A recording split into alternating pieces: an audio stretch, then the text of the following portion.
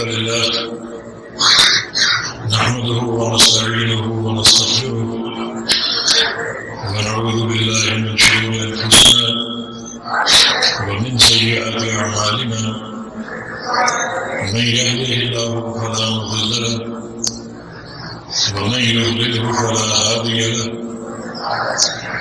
وأشهد أن لا إله إلا الله وحده لا شريك له وأشهد أن محمدا عبده ورسوله يا أيها الذين آمنوا اتقوا الله حق تقاته ولا تموتن إلا وأنتم مسلمون يا أيها الناس اتقوا ربكم الذي خلقكم من نفس واحدة وخلق منها زوجها وبث منهما رجالا كثيرا ونساء واتقوا الله الذي تساءلون به والأرحام إن الله كان عليكم رقيبا يا أيها الذين آمنوا اتقوا الله وقولوا قولا سديدا يصلح لكم أعمالكم ويغفر لكم ذنوبكم ومن يطع الله ورسوله فقد فاز فوزا عظيما أما بعد فإن خير الحديث كتاب الله وخير الهدي هدي محمد صلى الله عليه وسلم وشر الأمور محدثاتها وكل محدثة بدعة وكل بدعة ضلالة وكل ضلالة في النار من يطع الله ورسوله فقد رشد واهتدى ومن يعص الله ورسوله فقد ضل وغوى اللهم صل على محمد وعلى آل محمد كما صليت على إبراهيم وعلى آل إبراهيم إنك حميد مجيد اللهم بارك على محمد وعلى آل محمد كما باركت على إبراهيم وعلى آل إبراهيم إنك حميد مجيد سبحانك لا علم لنا إلا ما علمتنا إنك أنت العليم الحكيم رب اشرح لي صدري ويسر لي أمري واحلل عقدة من لساني يفقهوا قولي أعوذ بالله من الشيطان الرجيم من همزه ونفخه ونفسه بسم الله الرحمن الرحيم يا أيها الذين آمنوا كتب عليكم الصيام كما كتب على الذين من قبلكم لعلكم تتقون وقال رسول الله صلى الله عليه وسلم جاءكم رمضان شهر مبارك تفتح فيه أبواب الجنان وتغلق فيه أبواب النيران وصفدت مردة الشياطين وفيه ليلة خير من 1000 شهر من حرمها فقد حرم الخير كله أو كما قال صلى الله عليه وسلم رواه مسلم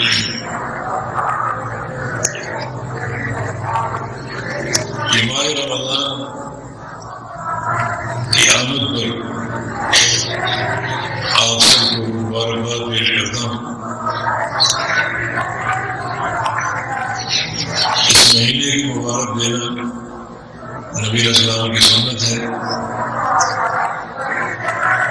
جو حدیث ابھی آپ کے سامنے پڑھی صحیح مسلم کی جس کے راوی سیدنا ابو ہریرہ رضی اللہ تعالی عنہ ہے آپ نے ارشاد گرامی جاءکم رمضان کہ لوگوں تمہارے پاس رمضان کا مہینہ آ چکا ہے یہ آپ کا خبر دینا بشارت دینا، مبارکباد دینا۔ علماء نے اس حدیث کو رمضان کی مبارک دینے کا اصل قرار دیا ہے۔ خوشی خواہ عمومی ہو یا خصوصی ہو، اس کو مبارکباد دینا ثابت ہے۔ رمضان عمومی خوشی ہے تمام امت مسلمہ کے لیے، اور آپ نے اس پر مبارکباد دی۔ اور اگر کسی شخص کو انفرادی خوشی حاصل ہو تو اسے مبارکباد دینا بھی ثابت ہے۔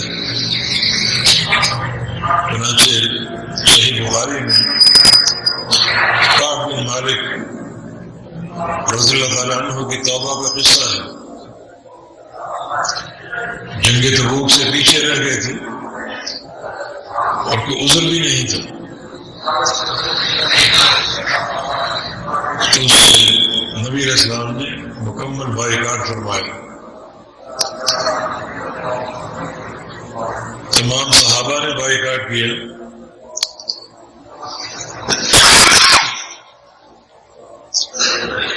اور یہ بائیکاٹ تقریباً 60 دن جاری رہا، اور اس دوران انہوں نے بھرپور استقامت اور ثبات کا مظاہرہ کیا، اور اللہ نے توبہ قبول کر لی۔ اللہ کی وحی اتری ان کی توبہ کی خبر دینے کے لیے، تو فرماتے ہیں کہ تلقانی الناس فوجا فوجا یحملوننی، کہ میری توبہ کے نزول کے بعد لوگ میرے پاس گروہ در گروہ آتے اور میری توبہ کے قبول ہونے پر مبارکباد دیتے۔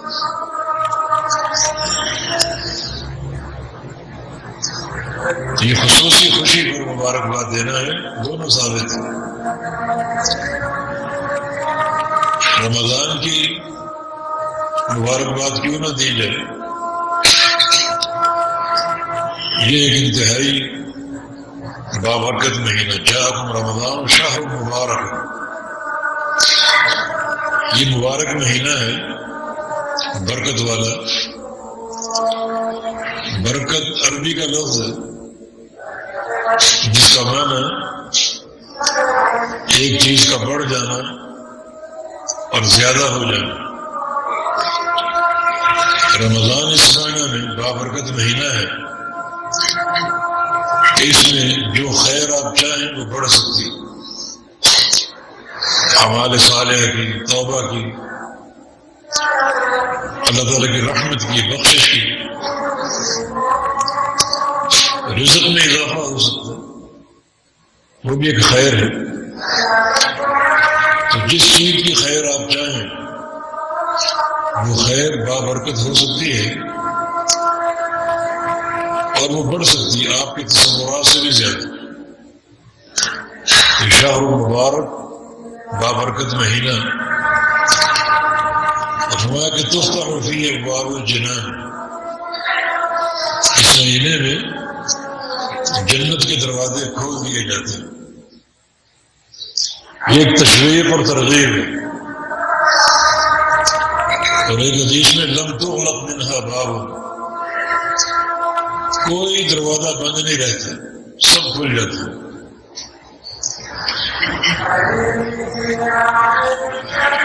تاکہ ایک تصور آپ کے دل میں ہو کہ جنت کھلی ہوئی ہے، تمام دروازے کھلے ہوئے ہیں، عبادت کا شوق اور عبادت کی رغبت ہو۔ اور ایک حدیث میں الفاظ میں تفتح فیہ ابواب السماء، آسمان کے دروازے کھول دیے جاتے ہیں۔ آسمان کے دروازے کیوں کھولتے ہیں؟ اللہ تعالیٰ کی رحمت کے نزول کے لیے، رحمتیں برس رہی۔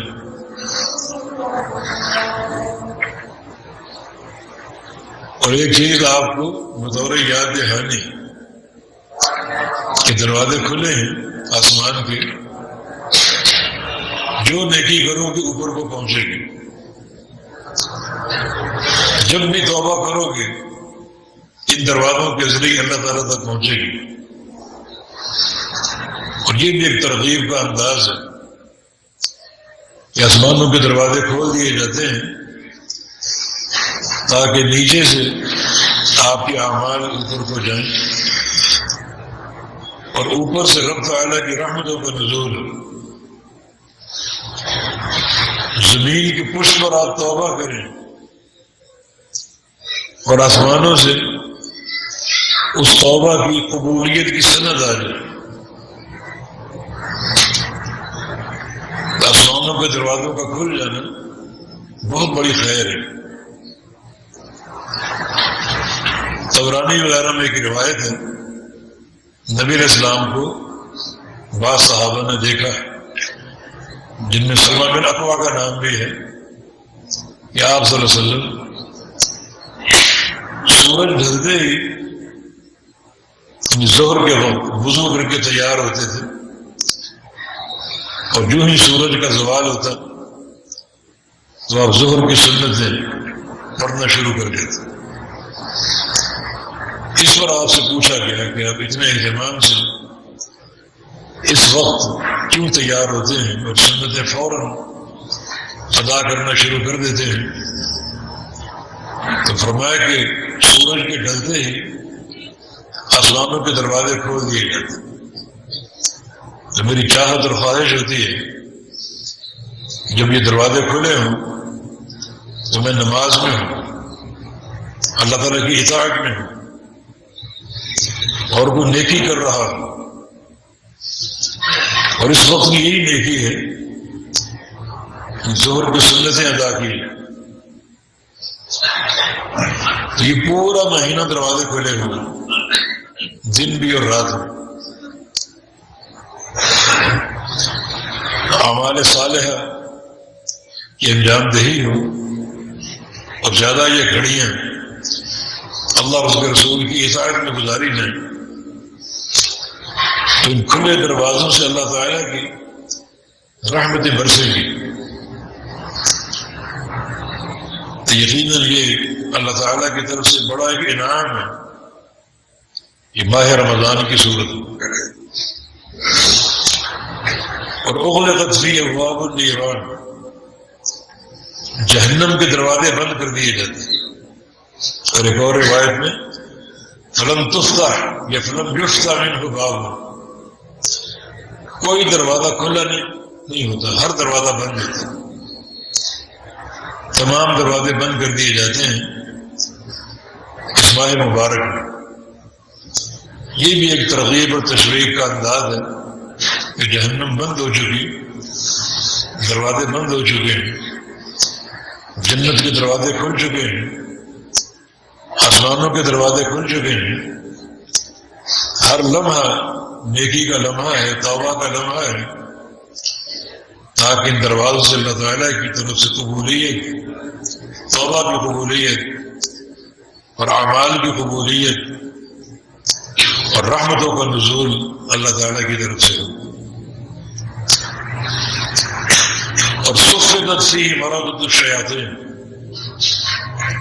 اس مہینے شیطانوں کو مقید کر دیا جاتا ہے، بند کر دیا جاتا ہے، سارے شیطان جھگڑے ہوئے بند ہیں۔ یہ بھی ایک اعمال صالحہ کی ترغیب ہے کہ جو گناہوں کا مصدر ہے، گناہوں کا منبع ہے، وہ قید کر دیا گیا، پورا ایک نیکی کا ماحول آپ کو دے دیا گیا ہے۔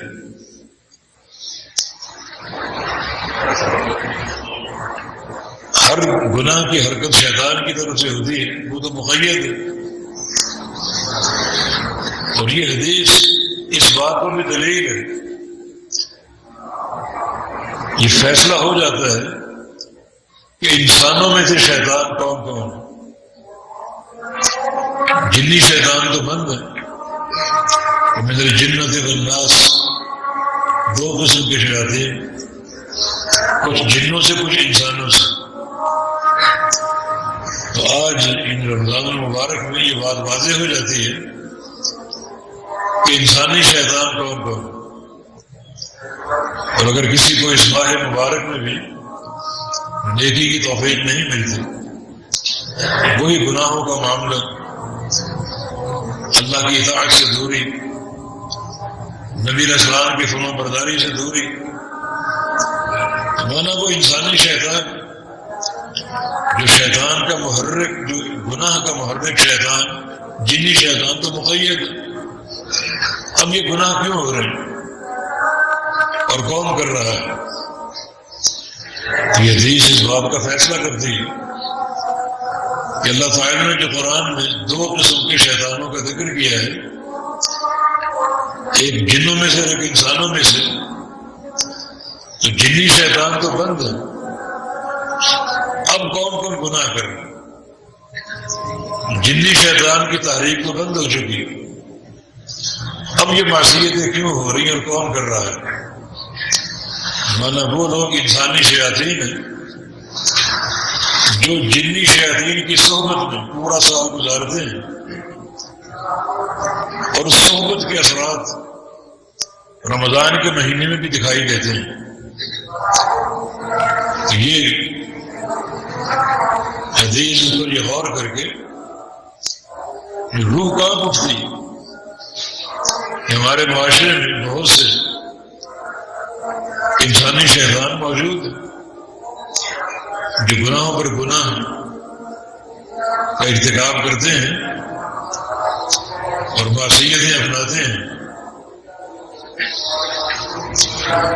اور فرمایا کہ وفیہ لیلۃ خیر من الف شہر، مبارکباد کیوں نہ دی جائے، اس مہینے میں ایک رات ایسی آتی ہے جس کی عبادت 1000 مہینے کی عبادت سے افضل ہے۔ 85 سال بنتے ہیں، یہ ہر انسان کی عمر 85 سال نہیں ہوتی۔ وَأَعْمَارُ أُمَّتِي مَا بَيْنَ 60 إلى 70 سنة وَقَلَّ مَن يُجِيبُ ذَلِكَ، میری امت کے لوگوں کی عمریں 60 اور 70 سال کے درمیان، اور 70 کا حصہ بہت تھوڑے لوگ قبول کرتے ہیں۔ یہ ایک ہی رات 85 سال کے برابر نہیں، 85 سال سے افضل ہے۔ کتنی افضل ہے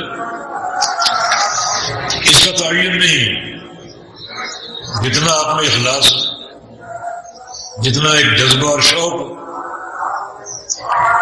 جتنی شدت کی رغبت اور طلب ہو، اللہ اس طلب کو دیکھتے ہیں، انسان کے دل کو دیکھتے ہیں کہ شوق کا عالم کیا ہے، اخلاص کیسا ہے، اور طلب کتنی شدید ہے۔ تو اس طلب کو دیکھتے ہوئے اللہ رب العزت اجر عطا فرماتا ہے جو 85 سال کی عبادت سے بھی زیادہ۔ فرمایا کہ من حرم فقد حرم الخیر کلہ، اور جو بندہ اس رات سے محروم ہو گیا وہ ہر خیر سے محروم ہے۔ تو یہ پھر خیر کب نصیب ہوگی؟ رمضان میں اگر خیر نہیں مل سکی اور شب قدر کی خیر نہیں مل سکی تو تجھے خیر کب نصیب ہوگی؟ آسمانوں کے دروازے کھلے ہوئے ہیں، جنت کے دروازے کھلے ہوئے ہیں، جہنم کے دروازے بند ہیں، شیطان مقید ہے، اور نبی علیہ السلام کی حدیث ہے کہ ملائکہ زمین میں پھیلے ہوئے ہیں، جن کی زبان پر ایک جملہ ہوتا ہے، وہ جملہ ان کی طلب بھی ہے، رغبت بھی ہے، اور ان کی دعا بھی ہے۔ یا باغی الخیر اقبل و یا باغی الشر اقصر، اے خیر کے طالب، اے وہ بندے جو روزہ رکھتا ہے، رات کا قیام کرتا ہے، قرآن کی تلاوت کرتا ہے، ذکر و اذکار کرتا ہے، زبان کی حفاظت کرتا ہے، شاباش، اور آگے بڑھو، خوب آگے بڑھو، سبقت اختیار کر لو، سب سے آگے نکل جاؤ، سمجھو کہ جنت کا قافلہ رواں دواں ہے، اور آپ آگے بڑھنے کی کوشش کریں. والسابقون سابقون، سب پر لے جانے والے. کیا کہنا ہو. حبیب نامی ایک نوجوان، اس کی والدہ اس کو صبح جگایا کرتی تہجد کے وقت، اور کہتی کہ میرے بیٹے اٹھو، جنت کی طرف صالحین کے قافلے روانہ ہو چکے ہیں، میں اور تو پیچھے رہ گئے، اٹھو ہم بھی ان میں شامل ہو جائیں. یہ قافلے رواں دواں ہیں جنت کی طرف. یا باغی الخیر اقبل، اور آگے بڑھو. ویا باغی شر اقصر، اور اے شر کے طالب اب تو شرم کر جاؤ، اب تو بعد آ جاؤ. تو کہتا عمدہ اور پیارا ماحول ہے پوری طرح. یہ اس کی رحمت ہے اللہ تعالیٰ کی کہ اس نے ایسے دن بنا کر ہمیں دے دیے، ہر لحظہ خیر سے بھرا ہوا، ہر لمحہ خیر سے بھرا ہوا، اور نیکی کرنے کا، جنت کو کمانے کا ایک بھرپور ماحول اللہ نے عطا فرما دیا ہے. کیا کہنا رمضان کا. نبی علیہ السلام کی ایک حدیث چند مضامین پر مشتمل ہے. کل عمل ابن آدم لہو، ایک حدیث کے الفاظ، اور ایک حدیث کے الفاظ ہے کل عمل ابن آدم لہو کفارۃ، اور ایک حدیث کے الفاظ ہے کل عمل ابن آدم یضاعف. تینوں کا اپنا اپنا ایک معنی ہے.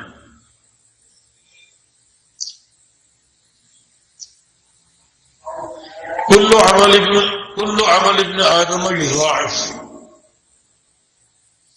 سب سے اونچا درجہ ہے ابن آدم کا ہر عمل بڑھایا جاتا ہے، اس میں اضافہ کیا جاتا ہے. کتنا اضافہ؟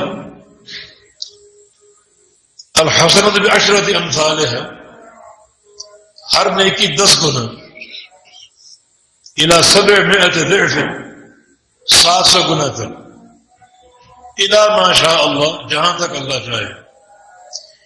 700 گنا کی بھی تحدید نہیں، جہاں تک اللہ چاہے.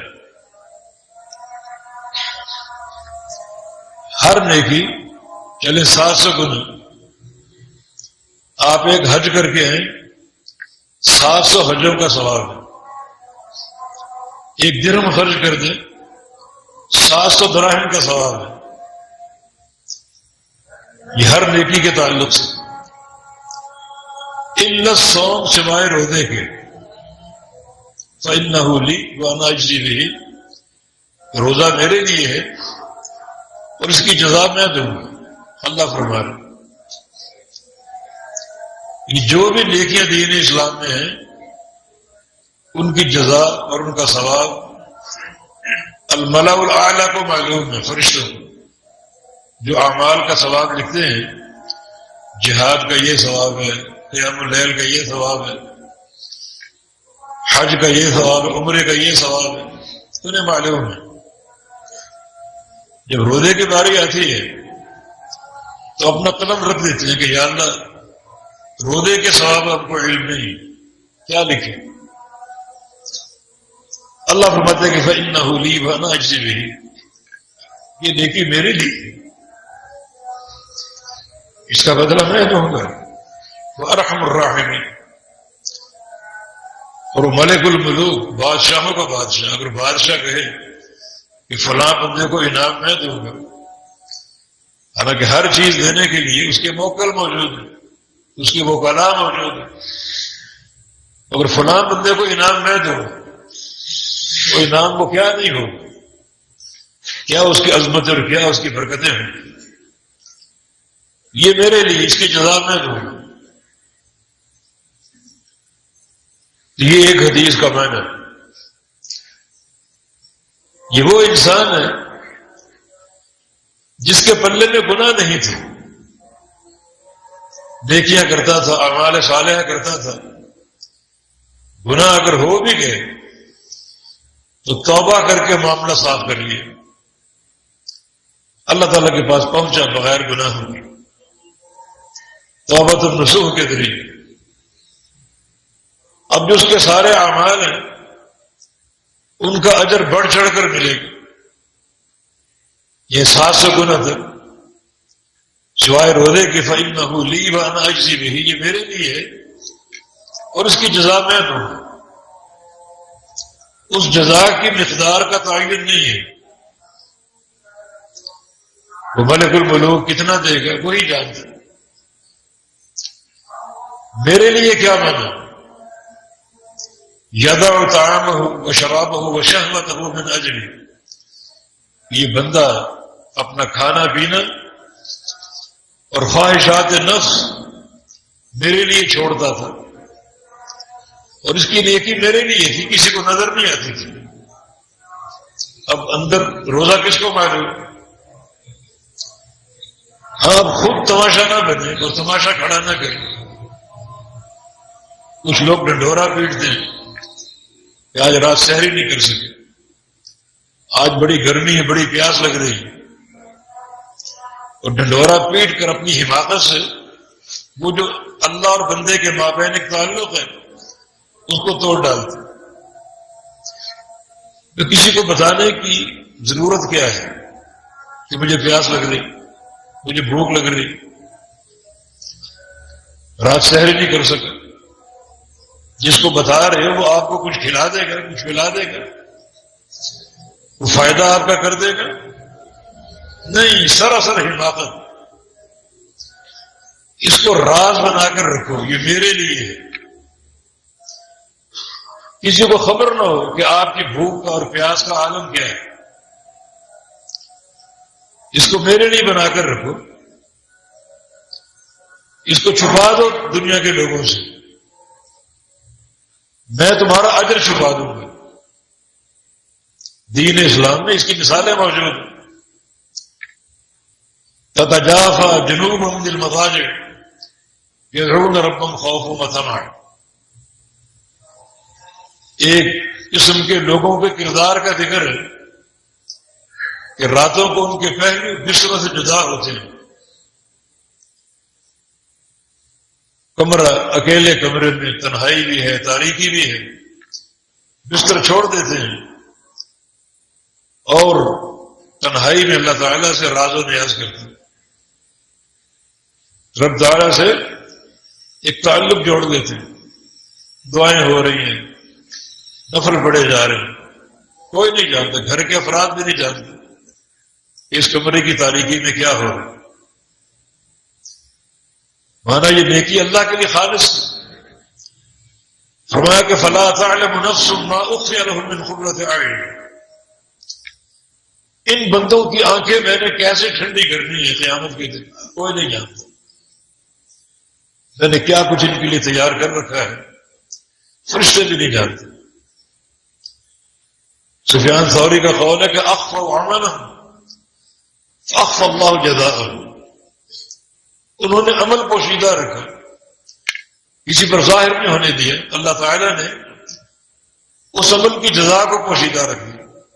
ملائکہ بھی نہیں جانتے اس بندے کی کیا جزا ہے، روز قیامت کیا کچھ ملے گا اس کو، ملائکہ بھی نہیں جانتے۔ یہی معاملہ روزے کا ہے۔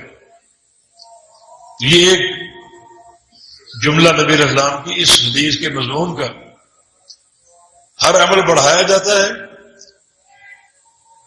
700 گنا تک، جس کا بڑھنا ملائکہ کو معلوم ہے اور اسواب لکھ رہے ہیں، لیکن جب روزے کی باری آتی ہے ملائکہ بھی قلم رکھ دیتے ہیں کہ ہم نہیں جانتے کیا اس کا اجر ہے۔ اللہ فرماتا ہے انہ لی وانا اجزی بہ، میرے لیے ہے، اس کی جزا مجھ پہ چھوڑ دو تو میں دوں گا۔ اب آپ بتاؤ یہ مہینہ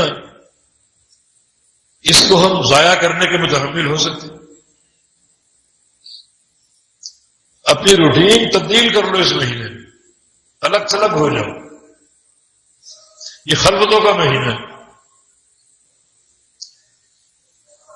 گناہوں کے ترک اور گناہوں سے بغاوت اختیار کرنے کا مہینہ، اس کی جزا میں دوں۔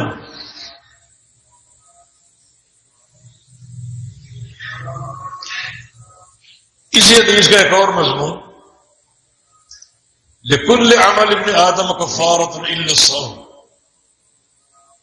یہ وہ بندہ ہے روزے تو رکھ رہا ہے مگر گناہ بھی کر رکھے،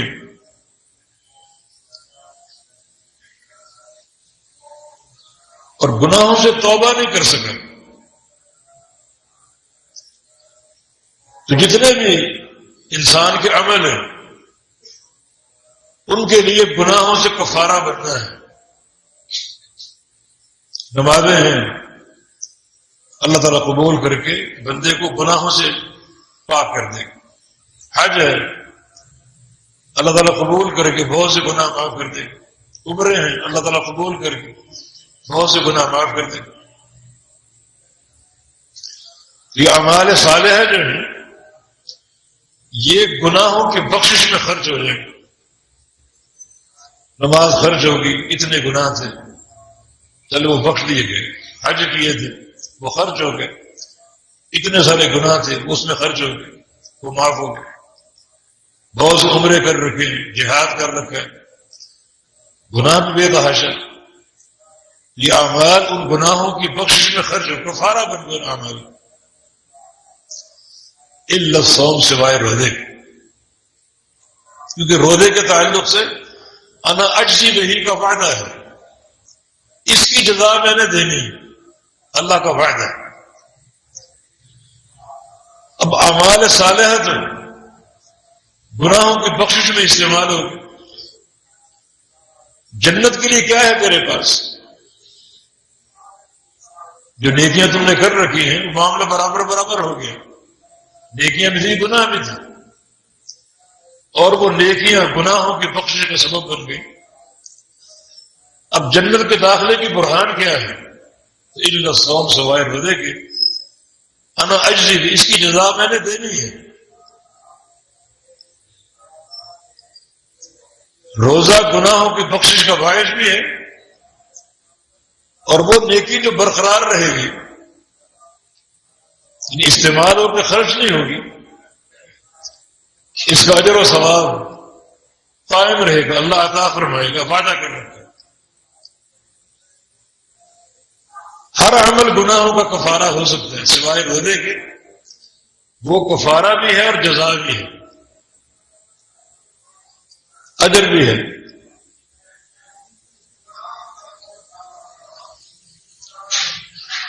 یہ دو طرح کی حدیثیں ہو گئی، اور تیسری حدیث جو ہے جس سے محدثین نے ایک استنباط کیا، بالخصوص سفیان بن عیینہ رحمہ اللہ نے، وہ ہے ہر نیکی بطور کفارہ کے خرچ ہو سکتی، یہ وہ بندہ ہے تیسری قسم کا جس کے گناہوں میں حقوق العباد کی بہت سی کوتاہیاں شامل ہیں، کسی کو گالی دے رکھی، کسی کی غیبت کر رکھی، کسی کو ناحق تھپڑ مار رکھا ہوتا، کسی کا مال چھین لیا ہوتا، اور کسی کو قتل کر دیا ہوتا۔ یعنی ظالم ہے،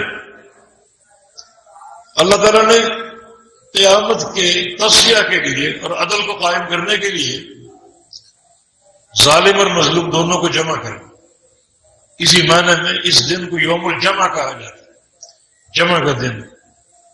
جمع کا ایک معنی اللہ تعالیٰ ظالم کو اور مظلوم کو جمع کرے گا اور ان کے حقوق کا تصفیہ کرے گا، پوری طرح اپنے عدل کی حجت قائم کرے گا، اتنا حقوق کا حساب ہوگا کہ سینگ والی بکری نے اگر بغیر سینگ کی بکری کو مارا ہوگا تو اللہ ان کو بھی جمع کرے گا، اور بغیر سینگ کی بکری کو حکم دے گا کہ اس کو روندو، ٹکرے مارو جب تک چاہو۔ جب تک راضی نہ ہونے تسلی نہ ہو جائے اس وقت تک مارتے رہو اسے، تاکہ آج میرے عدل کی حجت قائم ہو جائے۔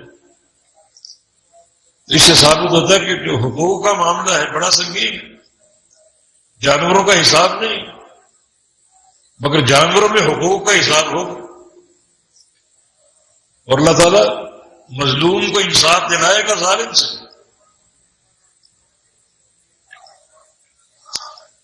ضروری ہے کہ ان حقوق سے اپنے آپ کو بری کریں۔ کتاب المجالس سے امام تیموری کی، امام اصمعی رحمہ اللہ لغت کے بڑے امام تھے اور محدث بھی تھے، وہ کریا کریا گھومنا، پھر حرم آ جانا، طرح طرح کے لوگ ہوتے ہیں، خاص طور پہ دیہاتی لوگ، ان کی باتیں سنا کرتے تھے، لغت کا فائدہ ہوتا تھا۔ طواف کے دوران ایک اعرابی کو دیکھا ملتزم پہ کھڑا ہے جہاں چمٹ کر دعا کی جاتی، اور اس کی دعا کے جملے کیا تھے؟ اللہم ما کان من حقوق علی فتصدق علی، میں نے ماضی گزشتہ زمانے میں تیرے بہت سے حقوق پامال کر رکھے ہیں، یا اللہ وہ حقوق مجھ پر صدقہ کر دے، یعنی بخشش کا صدقہ، مجھے کوتاہیاں ہو چکی، مجھ پہ صدقہ فرما دے، وہ اپنے حقوق چھوڑ دے، معاف کر دے، اور معاف کر کے مجھ پہ صدقہ فرما دے۔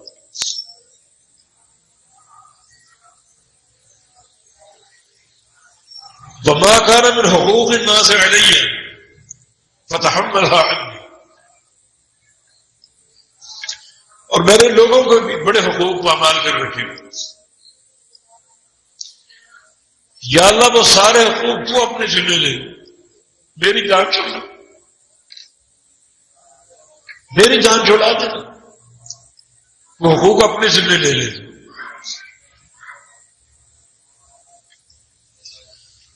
یہ دو طرح کی کوتاہیاں ہیں، حقوق اللہ اور حقوق العباد، پھر گڑا کے توبہ کر، جو تیرے حقوق میں کوتاہی وہ تو معاف کر کے مجھ پہ صدقہ فرما دے، اور جو لوگوں کے حقوق کی کوتاہی اپنے ذمے لے کر میری جان چھڑا دے۔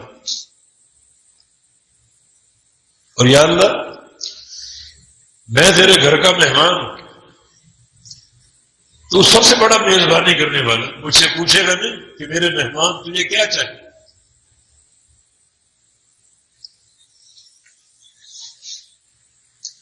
اور اگر تو سوال کرے تجھے کیا چاہیے، تو میرا مہمان ہے، تو میری طلب یہ ہے کہ آج ہی رات میری جنت میں زیارت فرما دے، بلا لے اپنے پاس جنت میں آج ہی رات۔ یہ ایک ماننے کا انداز، الحاح، گناہوں کی ہیبت۔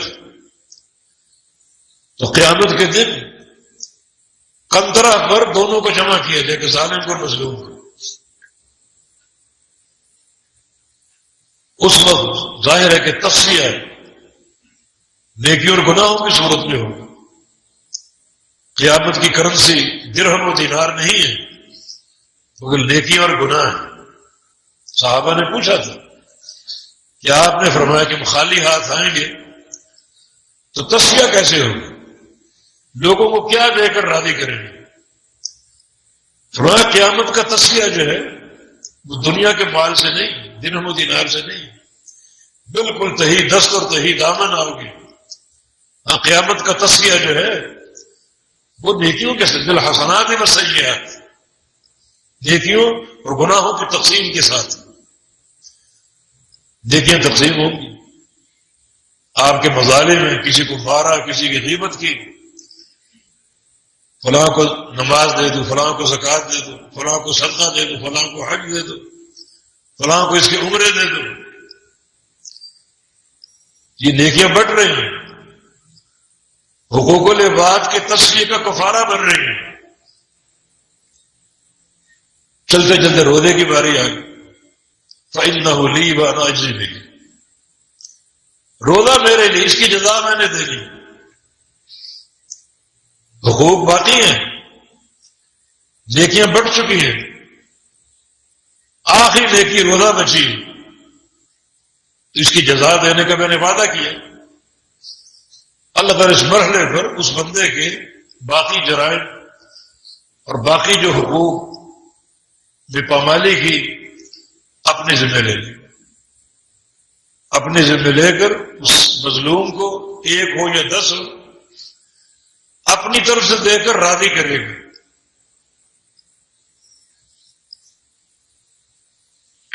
اپنی طرف سے دے کر راضی کرے گا، اور جب وہ راضی ہو جائے گا تو پھر ظالم اور مظلوم بغل گیر ہو کر اکٹھے جنت میں داخل ہو جائیں۔ مسلم احمد کی حدیث ہے، ظالم مظلوم کھڑے ہیں اور ظالم کی جان نہیں چھوٹ رہی، مظالم بے تحاشا ہیں، نیکیاں استعمال ہو چکی، اللہ تعالیٰ کو کوئی نیکی پسند آ گئی، اس کی مثلا توحید کی قوت، اخلاق حسنہ، کوئی نیکی اللہ کو پسند آ گئی، تو اچانک جنت سے درخت اور محلات اوپر کو اٹھیں گے، ظالم بھی دیکھ رہے، مظلوم بھی دیکھ رہے، یہ کیا معاملہ؟ آخر وہ مظلوم پوچھے گا یا اللہ یہ کیا ہے؟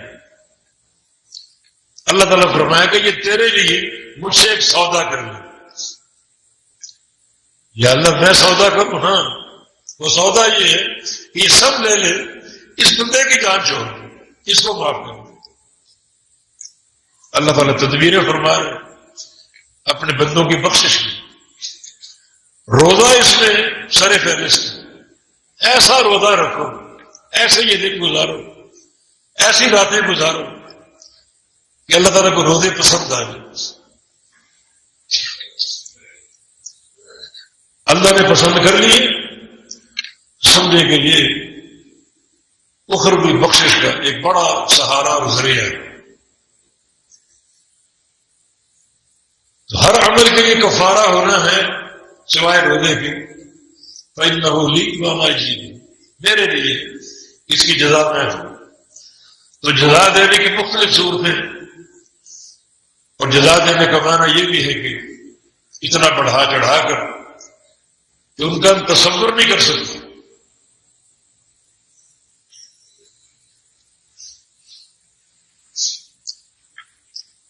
ان کا ہم تصور نہیں کر سکتے۔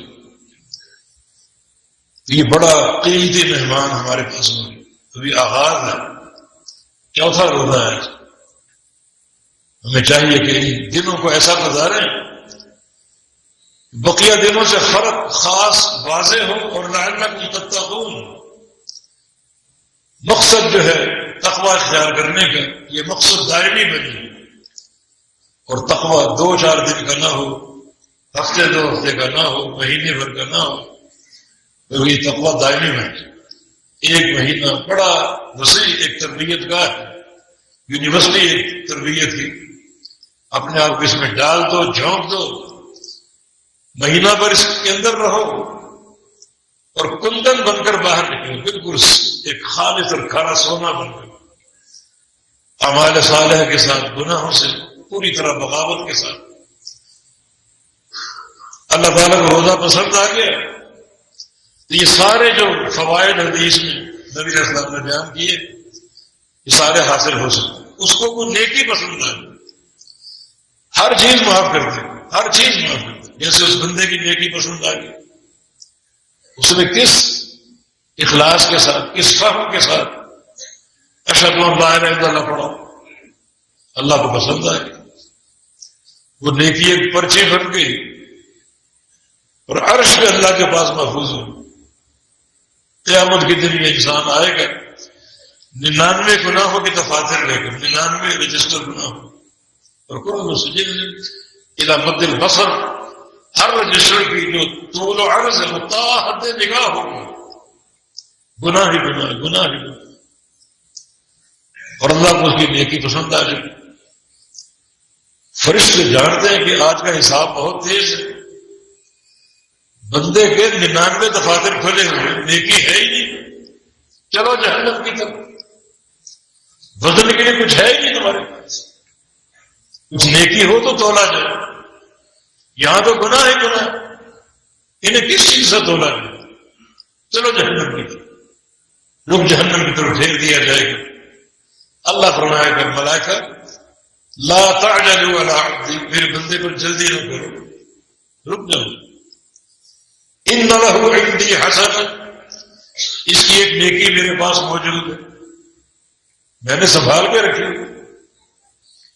وہ نیکی دیکھو، تب وہ پرچی نکالی جائے گی اشہد ان لا الہ الا اللہ، یہ اس کی نیکی.